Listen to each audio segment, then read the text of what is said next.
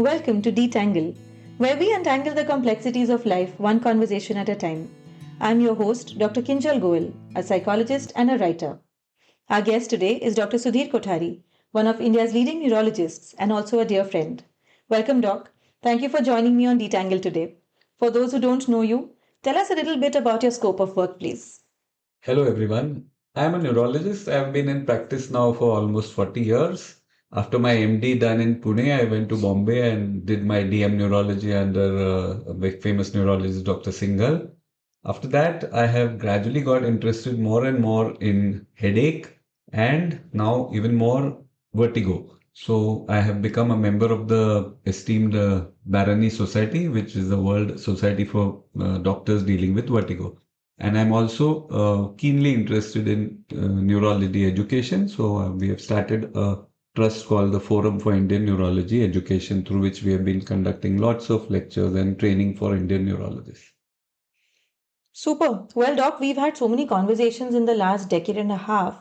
I can't wait to get these conversations out there because I've learned so much of neurology from you, and the overlap in neurology and psychology is just beautiful. I mean, it's a piece of art. I have learned psychology and how to talk with patients from you. Well, so let's get started. Doc, how did neurology come about for you? Was it something you always wanted to do as a child, or did it happen eventually? Oh, as a child, I was never interested in biology. I was much more interested in chemistry and physics. Really? And I never thought until one friend, his brother gave me a book called The Intelligent Layman's Guide to the Biological Sciences by a very famous author called Isaac Asimov. And he said that this will ensure that I'll get interested in biology. And sure enough, it took me from biochemistry up to how molecules, how proteins, how things, DNA, and then finally to living world. So I got interested in biology. And then I went into medicine. Neurology was different because when I went into medicine, I was exposed to a very famous and senior neurologist, Dr. R.S. Wadia, who was a gem in neurology. And the first time I attended his courses, after that, each of his clinics I would attend right from MBBS. So I was very keenly interested. I've always been interested in chess and in, thinking and trying to predict what something is or what. So neurology is the ultimate sort of game for us diagnostically, where we have to figure out from the patient's symptoms and signs. Sometimes we scratch the foot, sometimes we look in the patient's eye, sometimes we tap his reflex, and from the history we make a diagnosis. And it is a lot of fun, I would say, that when everybody else has been struggling with the diagnosis, the neurologist, I used to see Dr. Wadia, he would be referred a case and he would just walk in, and 5 minutes later he'll declare this is the diagnosis, and everybody would be flabbergasted, how did he make this diagnosis? So now that all of us neurologists love to make diagnosis. Of course, we also love to treat, but diagnosis is the first step. So instead of you going out there and finding your inspiration, the inspiration found you in the form of a book and then you took it forward. Fabulous. So, Doc, you deal with a lot of segments on a daily basis, two of the major ones being headache and dizziness. Now, how common are these and how many of these kind of patients do you see on a daily basis? Both are extremely common, and I must be seeing at least 3 to 4 patients of headache every day, and maybe another 3 to 5, maybe five of each dizziness. My practice has become more and more specialized in vertigo and dizziness, so I get patients from across the country, and therefore a big chunk of my patients is dizzy and patients with vertigo now. Acha. So let's focus on dizziness then. So chakkar, as it is fondly called in India, is a word that we've all used at some point in various degrees to describe some symptom that we are feeling. So tell us about the different kinds of chakkar, the different kinds of dizziness, and how do they, kind of lead to a different diagnosis? So the first problem with the word chakkar is it is used so loosely by patients to describe multiple different types of symptoms. So somebody who feels he might pass out and faint, he also calls it chakkar. Somebody who just feels everything spinning around, he calls that chakkar. Another person, he's sitting at work and staring at his laptop and sees some complicated stuff that he has to work out. His mind goes dizzy and woozy. He calls it chakkar. Another person sees, a lady sees a mother-in-law walking and she feels dizzy. So everything is called dizzy. Even when they lose balance and fall, and feel they might fall, that is called dizzy. So now, unfortunately, when the patient says, I'm feeling chakkar, the doctor just assumes often that he's meaning spinning type of vertigo. He may be actually feeling faint, he might be feeling imbalanced, but if the patient calls it chakkar, he is diagnosed as vertigo by the doctor and given medicine which works for vertigo rather than something to improve his balance or something to prevent his. It can be as simple as his blood pressure becoming low. So somebody who's taking antihypertensives, BP medicine, and suddenly gets up to, he's lying down and gets up suddenly, he might feel faint because the BP transiently falls, becomes low. So these patients also call themselves chakkar, and they may wrongly receive therapy for vertigo when all they need is reducing the BP medicine. Right. So, in many ways, dizziness can really mess with the mind. I mean, a person who has been perpetually dizzy for whatever reason can start feeling a little uncomfortable, even emotionally. But tell me from the other side, can an emotionally unstable mind lead to dizziness? Absolutely. So dizziness, I look at it as it's a feeling of when you are not unsure, when you are yourself unsure about your place in space or in your stand. When it could be physical, it could be emotional. So when somebody is not sure where his head is, if he's feeling everything spinning, of course that is called dizziness. Somebody who feels he might fall is called dizziness. But somebody who suddenly lands up with a big responsibility. Let's say he's suddenly elevated from a teacher to a principal or something. These patients often start feeling dizzy and they feel because they feel unsure about can I handle this? Will I be able to handle it? And that also makes them start feeling unsteady. They call it dizzy. So they call it chakkar. So, this brings me to my next question. I have seen you personally identify patients with psychosomatic symptoms and encourage them to seek psychotherapy. Sometimes I know that you have no idea what is actually wrong with them emotionally, but you have still picked the right patient for this kind of therapy. How do you identify them? Have you had any formal training in this? No, this has been something like you jump into the water and start swimming. So initially, it was very awkward trying to ask somebody directly that is there some stress? Are you stressed? And I realized that that was not something taken well by patient. Nobody likes to accept that they are stressed out or there is tension. In fact, if I ask a lady who's come with dizziness and where I have of course, the first step is to rule out something organic. When I check and I find that it is not fitting in with something like benign positional vertigo or a viral infection, and if the history sounds as if it is not consistent, then I start thinking that could this be stressful?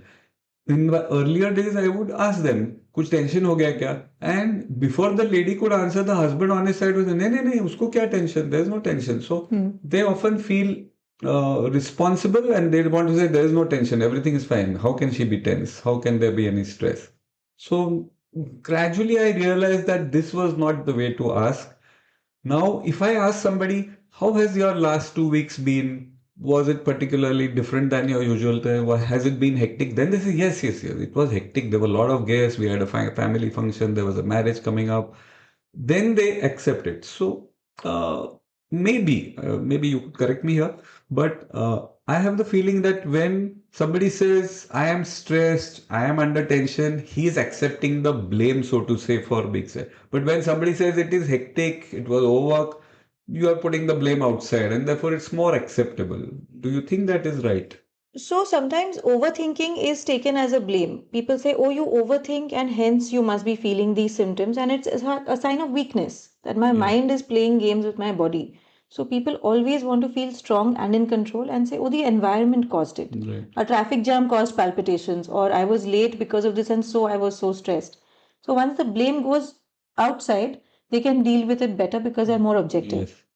I have seen that. I mean, like these patients heal now rather than stop coming to me. If I ask them, are you stressed or tension? Sure enough, next time they will not come to me True. because they feel blamed. The husband and the wife will go back and they will start, "Hey, why did you say you were stressed?" And it does not heal the whole situation. But now when we say, was it hectic, everybody understands, yes, it was, there was this thing, you didn't sleep well, you didn't get to eat time. So now I can advise them about lifestyle issues and they improve. So I have seen this progression with you over the years. Initially, maybe you would have told a patient that, look, you need to see a psychologist. It's nothing, it's just stress. But you don't say that anymore. Yes, You because inform that them. actually saying yesterday only some patient when I examined her and she said, "Oh, so it is just stress." I said, "Don't say just stress.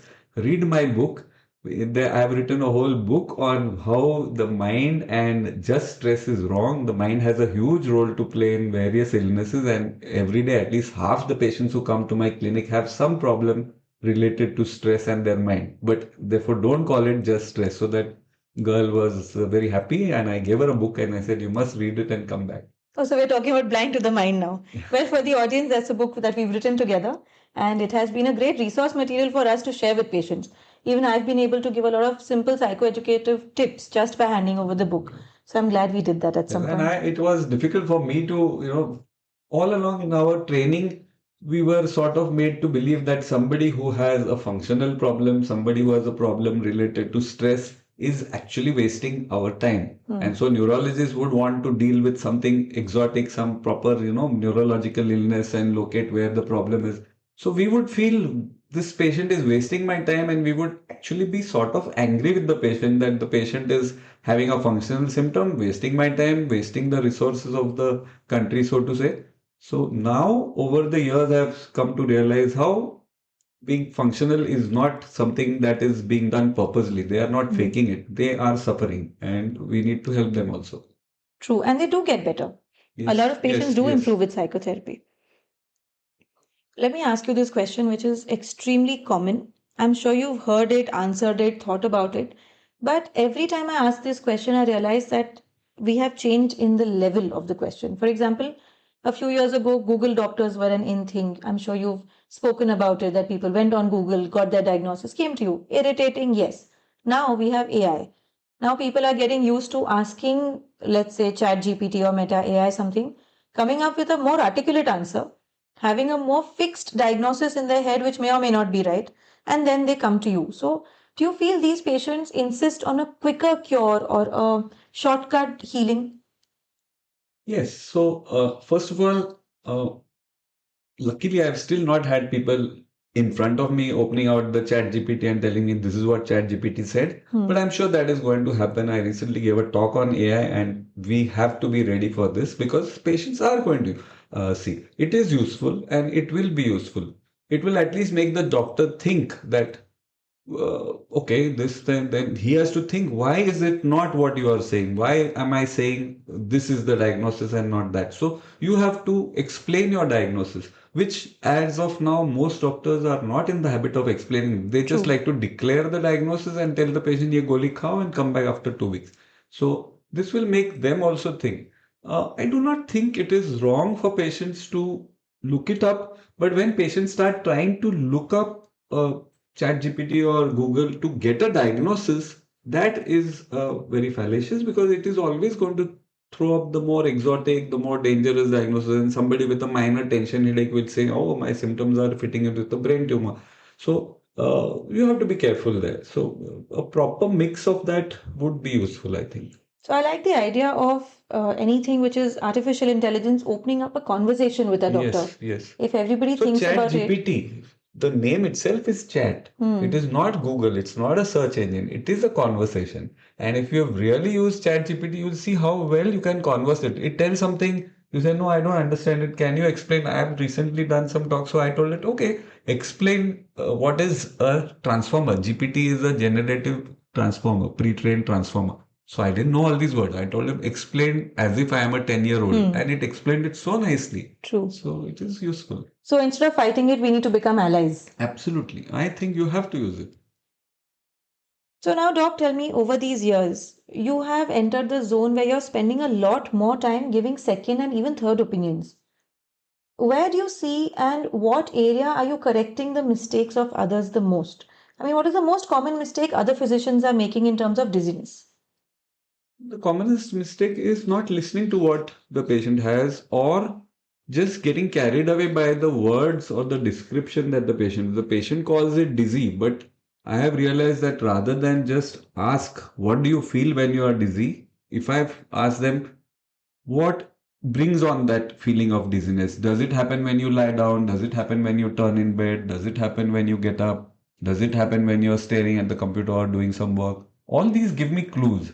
If it is when the patient lies down and turns in bed and just feels dizzy for less than 2 or 3 minutes, in 80% of these patients, it is a disease called benign paroxysmal positional vertigo or BPPV. Okay. That is, we'll go about it over that later, but that's a very simple and easy way to diagnose. If your dizziness is triggered by head movement and it lasts less than 3 minutes, make sure it is not BPPV. It's so easily treatable. It's almost magical therapy for it. If the patient says that his dizziness comes when he has a late night, when he does traveling, when he has missed a meal, or when there's some lot of stress, and if there is also a history of migrainous headaches in the past, even if the patient does not have headache during the attack of dizziness, most likely that is vertiginous migraine or vestibular migraine, a form of migraine. See, most people know that migraine causes headache. Many people don't know that migraine is the commonest cause of spontaneous attacks of vertigo. Spontaneous means not positional. When if you're sitting in a room and you're if I'm having a podcast and suddenly the room starts spinning for me, that is most likely vestibular migraine. Of course, at my age, you also have to think about a TIA or transient ischemic attack. That means is the blood supply to my brain getting compromised? Is it a warning of a stroke? So if somebody is diabetic, hypertensive, old, and he gets such an attack of vertigo lasting for a few minutes without any reason, without position change, you have to think of the rare but dangerous possibility of a TIA. But then most common is migraine. I had a very interesting case recently where I had a patient who was 28 years old. And she said I had been feeling dizzy in the evenings. So this was timed dizziness. Every day by 6:37 she would start feeling dizzy. She went to a neurologist in her city. She was from a small town and she was prescribed some I think it was Vertin or some one of those vertigo medicines which she took very religiously. She did not skip a single dose. But she said it just made things worse. Now the neurologist said, "Look, I've treated you the best I can. So maybe this is all in your mind. You figure this out." After we started therapy, it took us only 30 minutes to realize that she was using her phone for 7 to 8 hours a day. By the time it was 6:37, she had seen so much screen at such short distance that her head was spinning. The medicines only made her sleepier and made her worse because now her brain was not even active enough to do that. Yes. And she was battling on two fronts. It was when she went off social media and took a break from the devices that she started feeling better. So now these things are so easy to miss because the neurologist doesn't have the time to sit and listen to a whole I day. think the crucial step was her coming to you. So it's like, getting the biggest challenge I used to find in earlier times was to tell a patient that you need to go and see a counselor. True. And now, in the last 2 or 3 years, I have learned that the first step has to be done by me.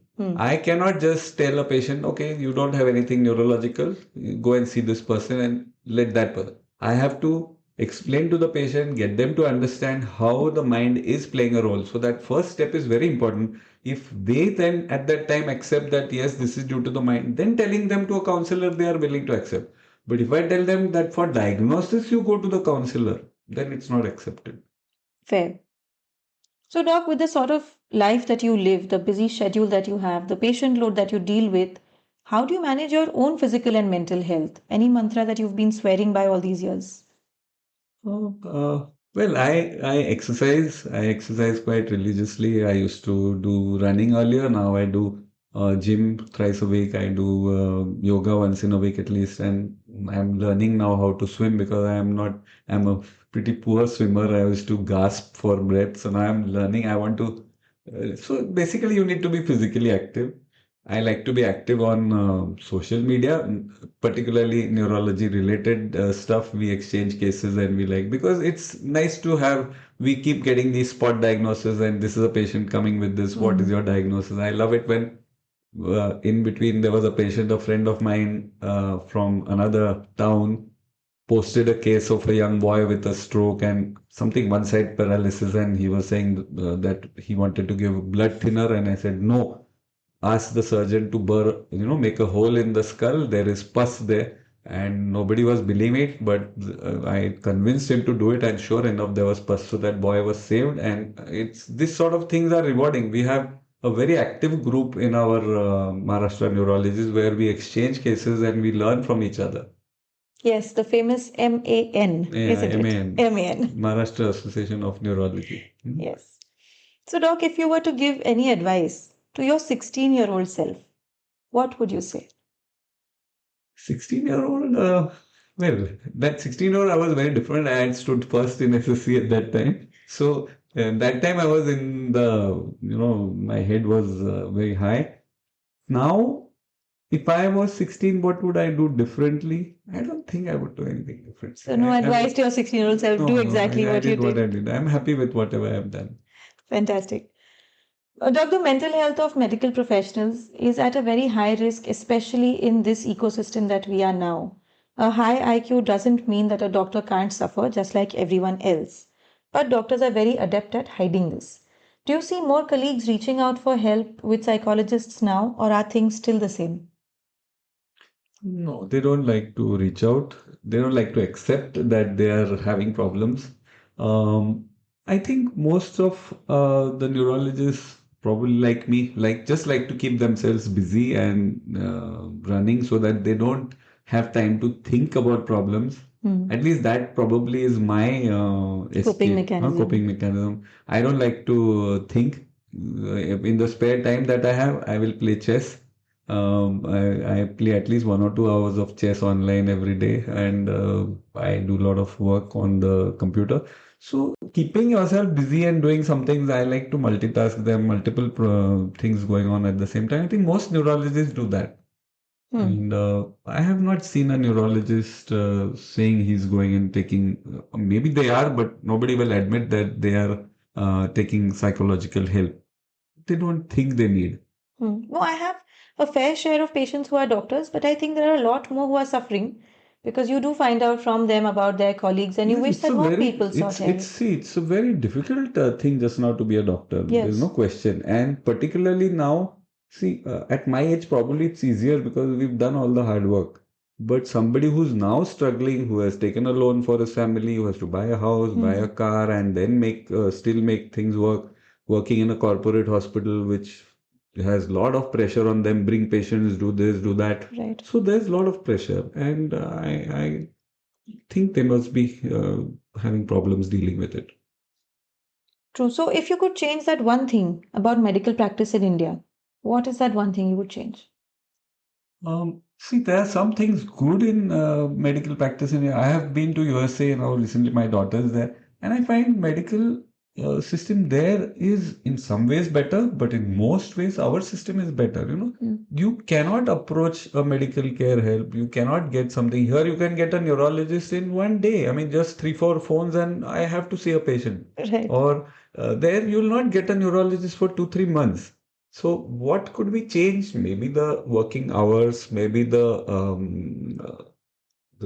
respect. I think we do get respect all said and done. There are I mean, problems when doctors are bashed up and things like that. But in general, uh, the people respect doctors, and most doctors are doing a good job. Everywhere there is some problem, but in general, I think the Indian system is good. And despite our huge population and the scarcity of doctors, we are, I think, doing a good job.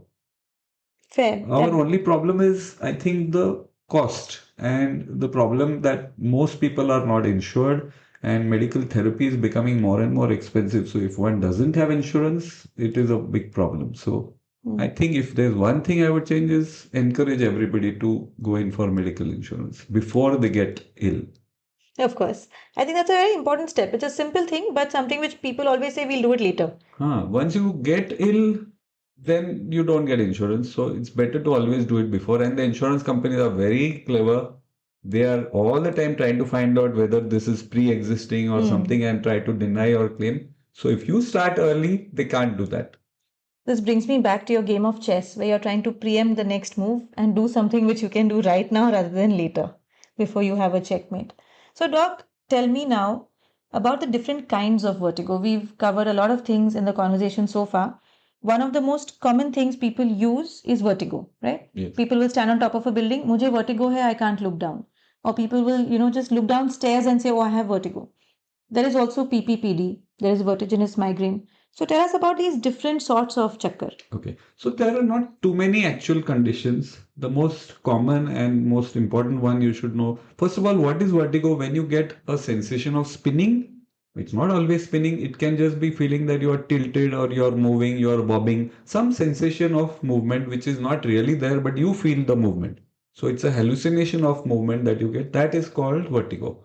Dizziness is when you just feel unsteady, unsure about your position, but without this false sensation of movement. And then the third one, which you should know, is imbalance, where you feel no spinning, but you feel you might lose balance and fall. So, very simply, if the person feels spinning or some sensation of movement when he lies down, when he gets up, when he turns in bed, or when he looks up or looks down, that is typically vertigo.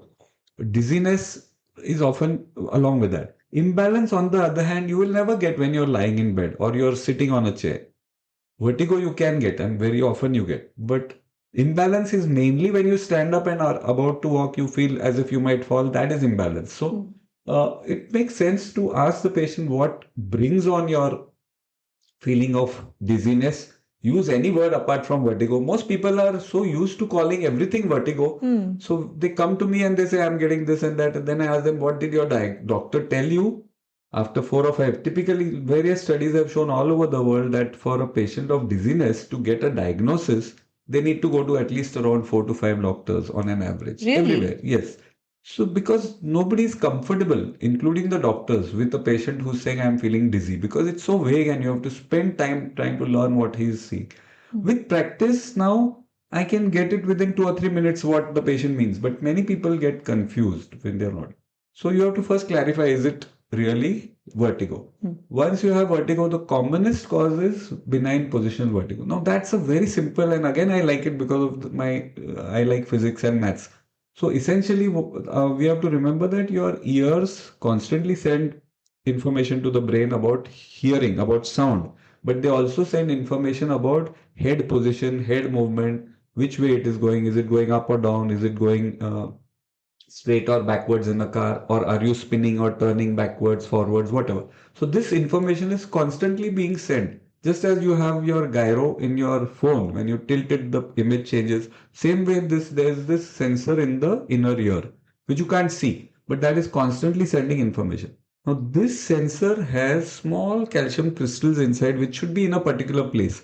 If they are in the proper place, they give the proper information. Sometimes they get loose. For example, with age, sometimes you fall down and bump your head, or even if you don't bump your head, just a fall, the particles can get loose and go into a wrong position. Now, when you move your head, they said the particle moves, and for a few seconds or maybe a minute, it gives the wrong information to the brain that everything is turning. These patients, it can be very scary because it is unpredictable. Sometimes you look up, it spins, sometimes it doesn't. Sometimes you go down, you lie down to sleep, and suddenly the room goes spinning. I have had patients screaming and shouting when they come to me when I ask them to lie down. Some have even drawn blood because they grip you so hard. So this is a very scary vertigo, especially in a elderly person who's going out independently earlier and now doesn't know when it will spin, when it will fall. So they get their whole life gets that. It is very easy to treat this. Unfortunately, most doctors only give a tablet to suppress this vertigo. What the tablet does is the particles remain in the wrong position, but the wrong message gets suppressed. So you do feel better. But when you stop the tablet, very often the particle is there and the vertigo will return. So the treatment is very simple. The particle has gone in the wrong place, locate where it is and move it back. So we used to play this game in childhood with those small metallic spheres and try to guide them inside. This is something like that. We guide the patient. We have a special goggle which, when the particles move, not only does the patient feel spinning, but his eyes rotate in a particular way. And so we see the eyes, and with a special goggle, I see the eyes and I know how the particle is moving. Is it moving in the proper way that I want it to? And I turn the patient from one position to another, and the vertigo stops. So such patients, it can be magical. Within 5 minutes, the patient who has been having repeated vertigo for months, it's just gone. they often cannot believe it. So this is one the sort of place where we can do magic for the patients, and we should not miss it.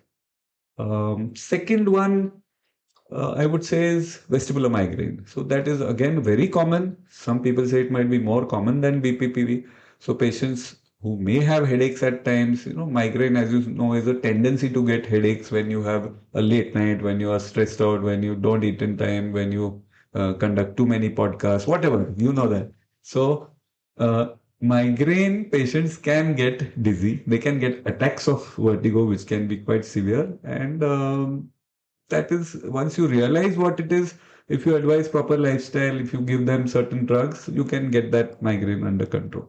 Then there's one very common disease, very often diagnosed, but it's not so common really. I said commonly diagnosed, and that is something called Meniere's disease. Now, the problem is that Meniere's disease has to have attacks of vertigo more than 20 minutes. It should have hearing loss and it should have ringing noises in the ear.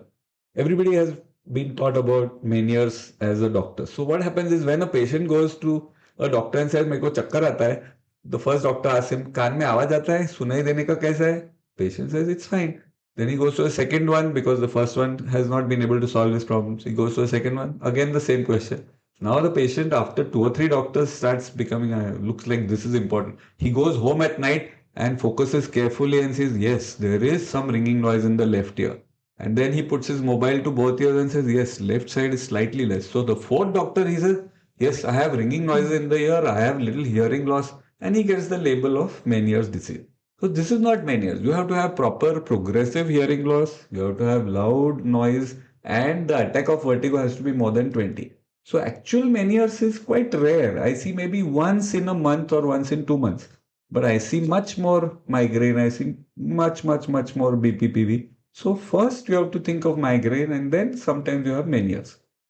Then fourth cause I would say is something called vestibular neuritis. It's a viral infection of the ear, of the inner ear. And then it suddenly strikes out of the blue. There may or may not be any fever or anything. And then you get persistent vertigo going round and round for days. This is not just few seconds or minutes like BPPV, not minutes or hours like migraine, but days. And there's no hearing loss, there's no pain in the ear. So often these patients land up in a ICU because of vomiting, sweating, and they are thought to be cardiac.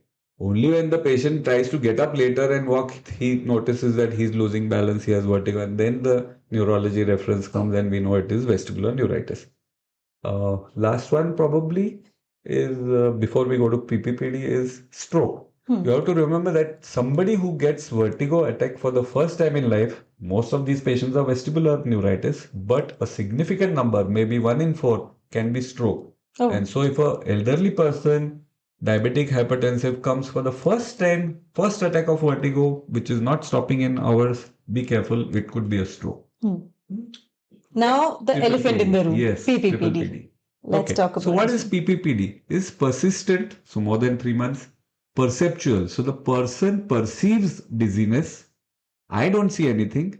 So the doctors earlier used to call this subjective dizziness. This is like saying, you are feeling dizzy, I don't see anything. It's like, I don't believe you, but you are saying it, so I'm giving you the label subjective dizziness. It's like saying you have got subjective headache. I can't see headache when you get headache. Every symptom is subjective. That doesn't mean the person is not having headache. So you don't label it subjective headache. So similarly, the subjective dizziness name has been removed. Some people earlier used to call it psychogenic dizziness, type 4 dizziness, trying to, not tell the patient that I'm thinking this is psychological, but I won't say it on your face, so I call it type 4 dizziness. Now we all call it triple PD. And just the change in the name has changed my approach to it. So it's persistent, perceptual, positional dizziness. There's no vertigo. Now what is this? This is a sort of person who keeps feeling unsteady and dizzy all the time, even when sitting. Sometimes he's okay when he's driving a car, but when the car stops at the signal and he sees other cars whizzing past, he feels dizzy. Sometimes just looking at a curtain moving may make him feel dizzy, or walking in a mall can make them dizzy. So a lot of complex visual stimulation can cause them to feel dizzy. This, I feel, is essentially an iatrogenic condition. Iatrogenic means caused by the doctor. Why do I say that? When a person has, let's say, BPPV, The person wants an answer. Why am I getting this vertigo? If he goes to the doctor and the first one says, I think it is your cervical spine which is the problem, which very often they are told, or another says, no, no, I think this is the ear. The third person says, no, probably there's less blood supply to the patient feels that nobody is understanding what, and then they start feeling insecure. And in a person who's a little analytical and who likes to have answers for everything, this is the setting for getting triple PD. Then they start feeling, will this cause dizziness? They start holding their neck stiffly because they're worried it might cause. So all these secondary changes happen. This balance, as you know, is something, if you're confident about your balance, it is good. But the minute you start doubting your balance, you feel more unsteady. So, I always give the example that if I put a line on the floor, say maybe half 2 inches wide, and tell you to walk on it, you'll walk very easily. But if I put that same stick on top about 10 feet above and I tell you now walk on it, you will lose balance because you are now scared. Will I lose balance? And your balance worsens. Right. So same thing happens in triple PD. So it could be the trigger is not necessarily vertigo. Trigger can be something. Just yesterday I saw a patient. The patient woke up in the morning, 6 a.m. or so, went to the washroom and was standing and passing urine and suddenly felt dizzy and fell down. He was admitted to the hospital, sent to the ICU because there was sweating and he had lost consciousness for a minute or so. So ECG, echo, this, that, brain MRI, angio, multiple tests done. Finally told nothing, maybe nothing much, don't worry, and given some medicine and sent back. But not given a diagnosis that this was micturition syncope, that this was fainting because of suddenly relieving when patients suddenly, if their bladder is full and it is relieved, the BP can fall and patients can pass out. So not getting a diagnosis can itself trigger all this. Right. So PPPD actually presents in a very complicated way. Even when patients reach me, they are so sure of the organic cause of this dizziness. It takes me at least 2 to 3 sessions to make them understand that we can treat it from the other side. It's almost like crossing over to the dark side. Tell them, welcome to psychology, let's deal with it, let's discuss it. Yes. And afterwards, when they start seeing a remission of symptoms, do they start believing that, okay, this might have been. Yes. This is the only one condition which goes the other way. You have to give them relief for them to believe. One more thing I have realized over time is now patients with BPPV, let's say. I treat the patient's particles, it is stopped, but he keeps feeling unsteady. Now, why does that happen? Earlier, we used to get angry and frustrated with these patients that, see, when I first put you down, there was so much nystagmus, that abnormal eye movement. It's all gone. You have no right now to complain. And this is not fair. I used to feel that, I have treated you and you are Right. still saying you're feeling dizzy. Now I know what it is. So now I explain the patients very nicely. I say that for the last 6 months, your ear was sending wrong messages to your brain that things are spinning when they are not. Now, in these 6 months, your brain has got confused. It doesn't know what to trust and what not to trust. And therefore, it is not paying attention properly to the ear signals. So we'll have to retrain it. We'll have to reduce your anxiety. So for retraining, I give them some vestibular exercises. For reducing anxiety, I send them to you. And I may give them a small SSRI like drug and antidepressant for a few weeks. And these patients now improve dramatically. They do very well. Just telling them what it is, when they understand why this is happening, often it helps. I completely agree. Well, that has been extremely enlightening because chakkar for everybody was just chakkar, but hopefully, after listening to this, they understand that there are different kinds of chakkar, which brings me to the most interesting question in my podcast, something I love asking all my patients. So, as a doctor, you of course have a first aid kit in your home. You keep all your band aids and antiseptic painkillers, for those days where you have minor cuts or bruises. But what if you were to keep a mental first aid box in your house, something which you could just open on a day when you're emotionally run down? What would make you happy personally? Um, for me, music. So I like to sing or I like to listen to some type of music, so particularly classical music. And when I was myself ill, that was one of the things that I asked for, one particular raga by Ali Akbar Khan, and that would always soothe me. So certain pieces of music I like. My dog, who's a dachshund, so he never fails to cheer me up because just seeing him, if you are down, the way he'll wag his tail and he'll come and lick you, I think that's more than enough. And of course, a game of chess on the computer. That is enough to. And some dark chocolate. I know there is dark chocolate in Yes, that yes. I'm box. not. I was a little guilty about telling about that. It's okay. Guilty pleasures work. So, Doc, I'm going to leave the floor open to you now. Is there any question you would like to ask me as a psychologist? Okay. So in the last maybe 15 or what odd years that we know each other, I want to ask you, how do you think I have progressed in understanding, in dealing, in developing empathy? Because you used to say I had that typical snigger when I was describing a functional patient. Do you think that snigger has gone? And if it hasn't, what can help me get rid of it? Well, I think a lot has changed. And I can see this from the simple attrition that has changed between your patients coming to me. Initially, if you were sending 10 patients, hardly one would turn up. Now, if you tell me that X, Y, Z, three patients are coming, all three will take an appointment. So that's a very large leap. Also, this snigger which you talk about, the giggle as I used to call it, Giggle. every time you would find a patient with functional symptoms, it would be like you have solved the case. You know, you've cracked the code. And you would use words like PSY to define this as a psychosomatic patient. And empathy is something which initially you were trying to show and not trying to feel. And you always asked, how can I show more empathy? But over the years, you don't need to show that empathy anymore. I know you feel it. And I know you're feeling that this patient is suffering no matter what it is, organic, mental, emotional. Also, now you have stopped trying to crack the code, you have stopped trying to solve a puzzle, and you have stopped trying to be the psychologist. So I know initially there were years when you would find out it is stress, tell them, look, it is stress, stop fretting about it, and you will feel better. But now, when you don't do that, the patient always feels that they can come back to you and they know that, okay, this is one process they need to go through and they feel more confident. So I see a lot of patients reporting this confidence also. Yeah, so I no longer tell them, I no longer banish them to you. Correct. I tell them, go to her and come back and let me know how you're feeling after 6 weeks So or that so. So makes a I lot of don't give them difference. up. They have to come back and report to me that they are better or not, or how they're feeling. And that makes them feel that I'm not giving up on them. I'm still sort of treating them. It's a matter of being seen. Na? It's a matter of knowing that this is not a dustbin diagnosis. Yes. And you've also started now looking at psychosomatics as a positive diagnosis. Yes. It's earlier for you, it was Rule just out. a It was negative. rule Yeah, out. rule Yes, out I all can't find organic. anything else. The patient looks nice and happy and on the face must be psychological. Correct. That is what my earlier thing. Now I look for positive ways that this, and therefore it is very likely. At the same time, earlier I used to think that functional was a sort of or very akin to malingering, where the person is purposely faking illness, True. or I used to think of them as system cheats. Now I do not. I have myself had some issues and I know that how functional or stress can trigger real physical symptoms. I think we came a long way while writing our book because when we were both trying to understand from the other person's perspective, we delved into the depths of the mind and the body in a very, very different way, Yes. which was great fun because we fought over the book, we agreed, we disagreed.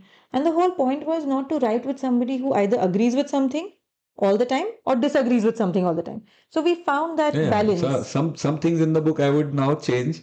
I'm With sure the new, we would rethink it, yes. yes. And that's the whole point. Maybe we'll come up with another version soon. But well, Doc, this has been tremendous. I mean, there are so many things we talk about on a daily basis that we discuss and that we learn from each other. I'm so glad we could bring this out to the audience. It has been an amazing conversation. I hope people listen to this. We will come up with another season, another episode purely on headaches. Yes. But this time it's for all the chakkar out there. So thank you so much for your time. Thank you. I enjoyed it too. Thank you.